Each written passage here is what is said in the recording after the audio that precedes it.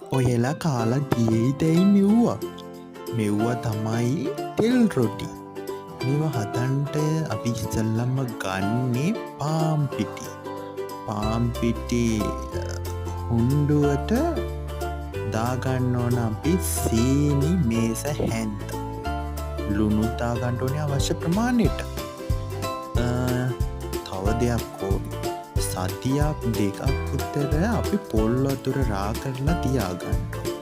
මේ පොල් වතුරයි මේ සීනි ලුණුයි පාම්පිටි ඔක්කොම එකට අනන. ඊට පස්සේ අනලන්නලා මේක පැයක් විතර හොඳට වහලා තියනවා. තිබ්බට පස්සේ මේ පිටි එක අපි පුංචි බෝල වලට හදාගන්න ඕනේ.